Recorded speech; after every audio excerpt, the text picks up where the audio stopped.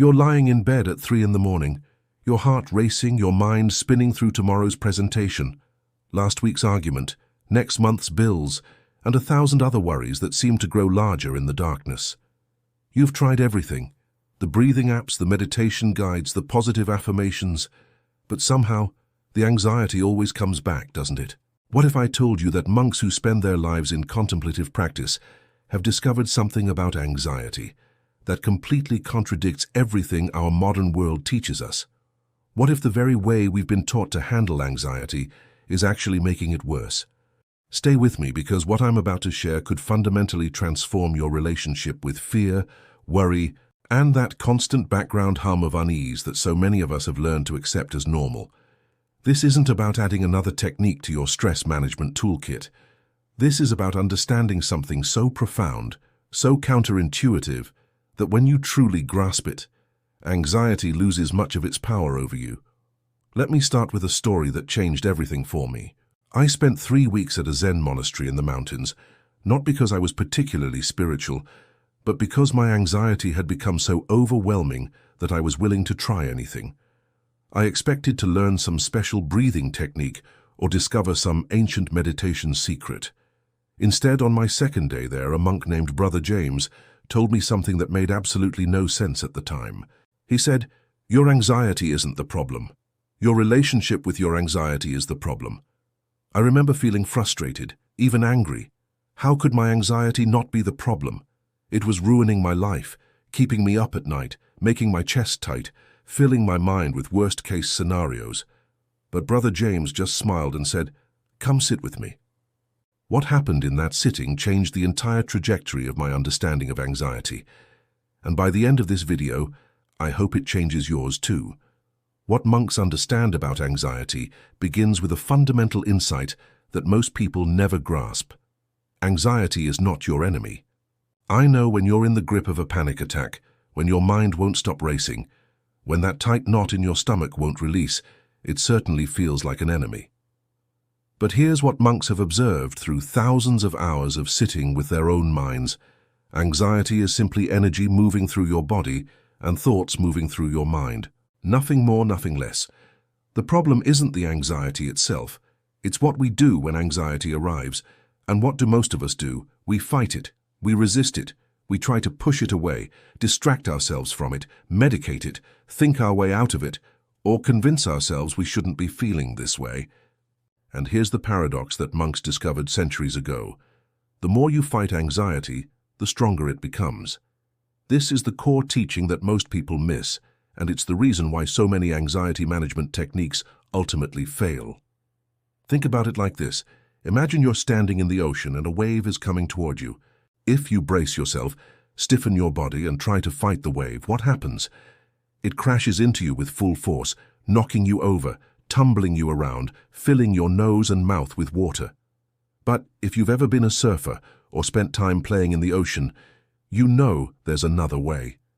You can dive into the wave, moving with it rather than against it, and it passes right through you, leaving you standing on the other side. Monks discovered that anxiety works exactly the same way. When we resist it, it crashes into us with overwhelming force. When we allow it to move through us, it passes, often much more quickly than we expect. This isn't just a nice metaphor. It's a practical, observable truth about how anxiety operates in your nervous system and consciousness. But here's where it gets really interesting. And this is the part that most people never see.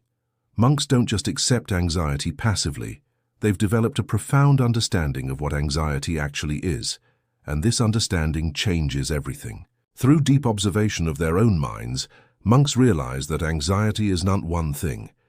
It's a complex chain reaction that happens so quickly, we experience it as a single, solid block of suffering. But when you slow down and really look, you can see the individual links in that chain. First, there's a thought. Maybe a worry about the future, a memory of the past, or a judgment about the present moment. Then, almost instantaneously, your body responds with sensations. Tightness in your chest, butterflies in your stomach, tension in your shoulders, a racing heart. Then come more thoughts, this time about the sensations themselves. "Oh no, I'm having a panic attack," or "This is going to be terrible," or "I can't handle this." These thoughts create more sensations, which create more thoughts, which create more sensations, and suddenly you're caught in what monks call the anxiety spiral. It's like a feedback loop that intensifies with each cycle, and before you know it, you feel completely overwhelmed and out of control. Most people never see this process because it happens so fast and because we're so caught up in the content of our anxious thoughts that we never step back and look at the structure of anxiety itself. But monks, through their contemplative practice, learn to slow everything down, to observe anxiety with the same careful attention a scientist might observe a chemical reaction. And what they discovered was revolutionary. If you can catch anxiety early in that chain reaction, if you can observe it without getting swept away by it, the whole spiral can dissolve before it gains momentum. This is what Brother James was trying to show me that day. He didn't teach me to fight my anxiety, or transcend it, or think positively about it. He taught me to see it clearly, to understand its anatomy, to recognize it as a process rather than a thing. And when you see anxiety as a process, something that unfolds in stages, rather than a solid, unchangeable state, everything shifts. Here's another crucial insight that monks have about anxiety. It almost never exists in the present moment. Read that again. Anxiety almost never exists in the present moment. What does that mean? Think about the last time you were anxious. Were you anxious about something happening right now in this exact moment? Or were you anxious about something that might happen in the future, or something that happened in the past? Monks notice that anxiety is fundamentally a time travel problem. When we're anxious, our minds have left the present moment and traveled either forward into an imagined future or backward into a remembered past. And here's the thing. When your mind is fully in the present moment, when you're completely absorbed in what's happening right now, anxiety cannot exist. This doesn't mean bad things can't happen in the present moment. You might be in physical pain, you might be uncomfortable, you might be facing a difficult challenge. But anxiety, that particular flavor of suffering characterized by worry, dread, and what-if thinking, requires your mind to be somewhere other than here and now. This is why meditation is such a central practice in monastic traditions, not because it's relaxing or calming, though it can be those things, but because it trains your mind to stay present. And when your mind is present, you discover something remarkable. Most of what you've been anxious about isn't actually happening. You're safe right now, in this moment. Your body is breathing, your heart is beating, life is continuing. The catastrophes you're worried about are stories your mind is telling, not realities you're experiencing. Now, I want to be clear about something here. Monks aren't saying that your concerns aren't real, or that you shouldn't think about the future or learn from the past. Planning is useful, reflecting is valuable. What they're pointing to is the difference between practical concern and anxious rumination. Practical concern says, I have a presentation tomorrow, so I should prepare. Anxious rumination says, what if I forget everything and everyone thinks I'm incompetent, and I lose my job and I can't pay my bills and I end up homeless? See the difference? One is present-focused and action-oriented. The other is future-focused and catastrophe-oriented. One leads to productive behavior, the other leads to paralysis and suffering. Monks also understand something about anxiety that neuroscience is only recently beginning to confirm. Anxiety is often a misdirected survival mechanism. Your ancient brain, the part that evolved to keep you safe from predators and physical threats, doesn't distinguish very well between a real threat and an imagined one. When you worry about an upcoming conversation, your brain activates the same alarm systems it would activate if you were face-to-face with a dangerous animal. Your body floods with stress hormones, your heart rate increases, your muscles tense, all preparing you to fight or flee from a threat that doesn't actually exist in physical space. Monks learn to recognize this pattern and to understand that their anxious feelings weren't accurate messengers about reality. Just because you feel anxious doesn't mean you're in danger. This is a crucial distinction that most people never make. We trust our feelings to tell us the truth about our circumstances, but anxiety is often lying to you. It's not trying to lie, it's trying to protect you, but it's using outdated software designed for a world very different from the one we live in now. Your brain is still wired for physical survival threats, but most of your modern anxiety is about psychological and social concerns, So what do monks do with this understanding? Here's where their approach diverges dramatically from most modern anxiety management techniques. Instead of trying to reduce, eliminate, or control their anxiety, monks practice something that sounds almost absurd at first. They welcome it. Yes, you read that right. When anxiety arises, instead of immediately reaching for a distraction or a coping mechanism, monks turn toward it with curiosity and openness. They might even say, "Ah, here's anxiety. Welcome." This isn't masochism or some kind of strange preference for suffering. It's based on a deep understanding of how the mind works. When you welcome anxiety, when you make space for it rather than resisting it, something remarkable happens. It loses its power. Anxiety feeds on resistance. When you push against it, you give it energy.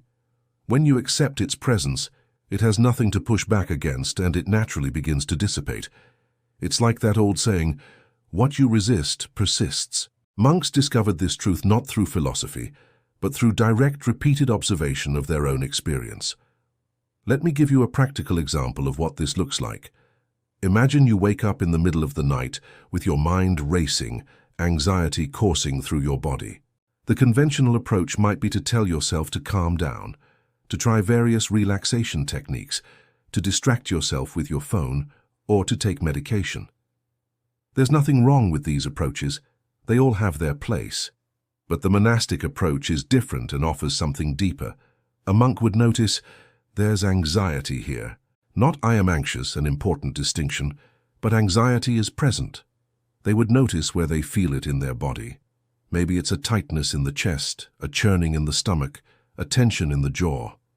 Rather than trying to make these sensations go away, they would actually pay attention to them with curiosity. What exactly does this sensation feel like? Is it hot or cold? Does it pulse or is it steady? Does it have a color or a shape if you imagine it?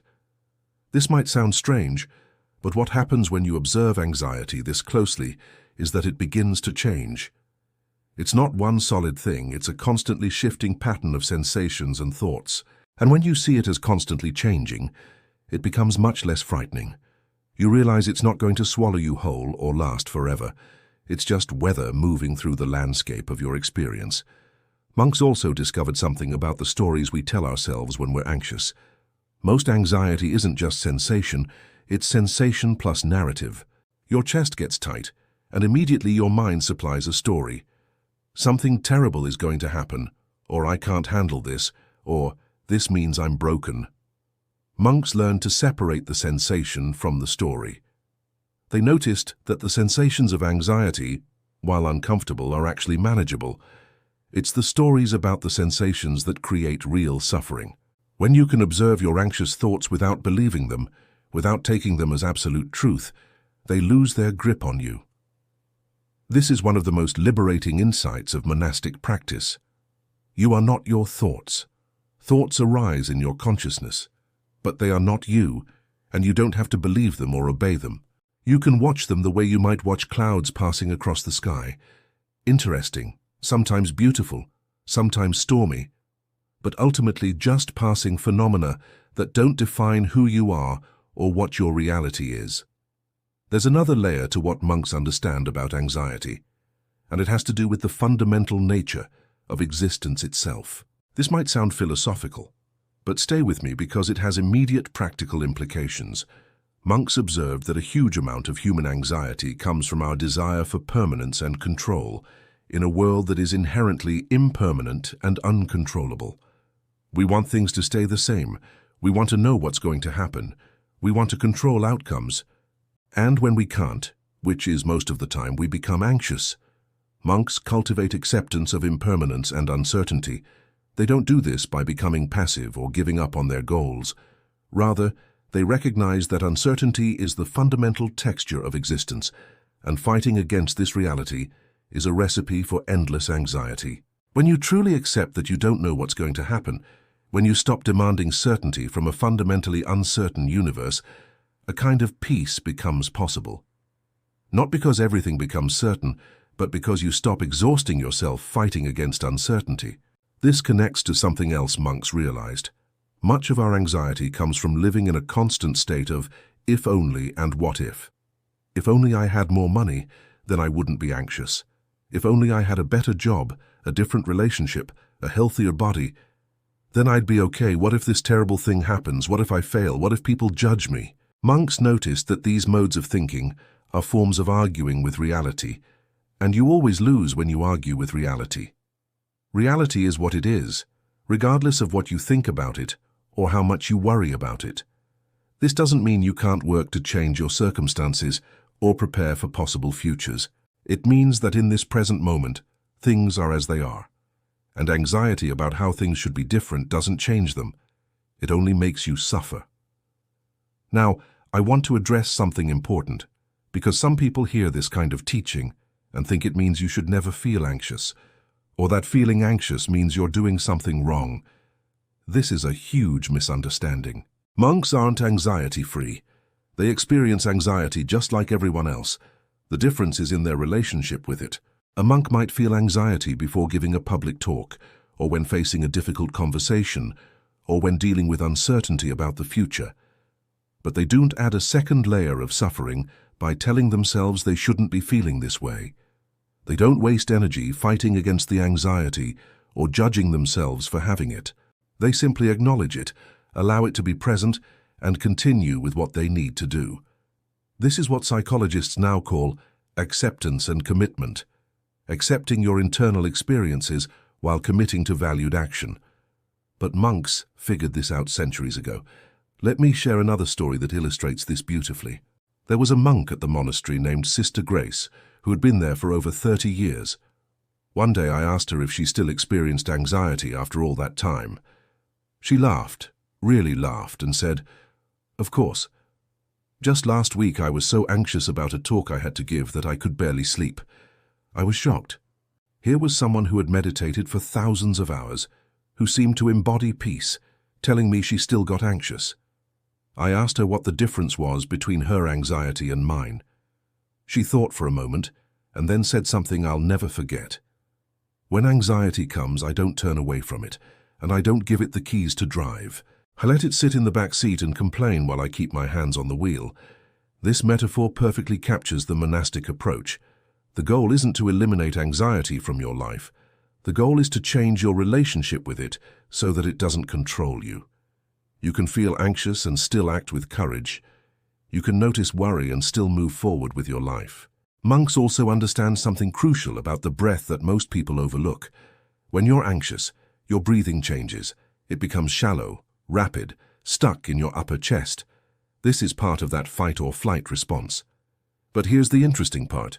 The relationship between breath and anxiety is bidirectional. Just as anxiety changes your breath, changing your breath can influence your anxiety. Monks don't use breathing as a way to suppress or eliminate anxiety. They use it as an anchor to the present moment and as a way to signal to their nervous system that they're safe. When you deliberately slow your breathing, deepening your exhales, you activate your parasympathetic nervous system, the part responsible for rest and relaxation. You're essentially telling your body, "We're not running from a predator right now. We're safe." This doesn't make anxiety instantly disappear, but it prevents it from spiraling out of control. There's also something profound that monks understand about the relationship between anxiety and meaning. When you're living a life aligned with your deepest values, when you're doing work that feels meaningful, when you're connected to something larger than yourself, anxiety doesn't disappear, but it occupies less of your mental landscape. Monks dedicate their lives to spiritual practice and service, and while this doesn't exempt them from anxiety, it provides a context that makes the anxiety feel less all-consuming. This is relevant even if you're not religious or spiritual. The question is, what gives your life meaning? What are you in service to? When you have a sense of purpose that transcends your personal comfort and security, many of the things that once seemed terrifying become less significant. Monks also have a practice that's particularly powerful for anxiety, and it's something you can implement immediately: labeling. When anxious thoughts arise, instead of getting swept up in them, monks practice simply noting them. There's a thought about the future. There's a worry about what people think. There's a catastrophic prediction. You're not analyzing the thoughts or trying to change them. You're simply acknowledging them. the way you might acknowledge cars passing by on a street. This simple act of labeling creates distance between you and your thoughts. You move from being inside the anxiety, completely identified with it, to being the observer of the anxiety. And from that observer position, you have much more freedom. You can choose whether to engage with an anxious thought or let it pass. You can recognize patterns, here's that familiar worry again, without taking the bait. This doesn't require years of meditation practice. You can start doing it right now in the midst of anxiety. As I'm coming toward the end of this exploration, I want to emphasize something crucial. What monks discovered about anxiety isn't just philosophical or theoretical. These are practical insights that you can apply in your daily life, starting today. You don't need to become a monk, live in a monastery, or meditate for hours every day. You just need to shift your relationship with anxiety from one of resistance and fear to one of acceptance and curiosity. The next time you feel anxiety arising, try this. Pause. Instead of immediately trying to make it go away, say to yourself, there's anxiety here. Notice where you feel it in your body. Notice the thoughts that accompany it. Take a slow, deep breath, and then ask yourself, what if this anxiety isn't dangerous? What if it's just energy moving through me? What if I can be okay even while feeling this way? You might be surprised at what happens. The anxiety might not disappear. Remember, that's not the goal. But you might discover that you can function, you can take action, you can live your life even with anxiety present. And that discovery is profoundly liberating. Monks spent centuries figuring out what we're all still learning. Peace doesn't come from the absence of anxiety. It comes from a different relationship with anxiety. It comes from understanding that you are not your anxious thoughts, that you are not your uncomfortable sensations, that you are the vast awareness in which all these experiences arise and pass away. Anxiety is like weather, sometimes stormy, sometimes calm, always changing. When you truly understand this, when you stop fighting against your own mind and body, when you stop demanding that life be free from uncertainty and discomfort, something miraculous happens. The anxiety doesn't necessarily go away, but it stops running your life. You discover that you've always had the capacity to be okay, even in the midst of not being okay. That's what monks realized. That's what changed my life during those 3 weeks in the monastery. And that's what I hope you will discover for yourself, not as a belief you have to take on faith, but as a direct experience that emerges from paying attention to your own mind with curiosity and compassion. The anxiety will still come and go like waves on the ocean, but you'll discover that you are not the waves.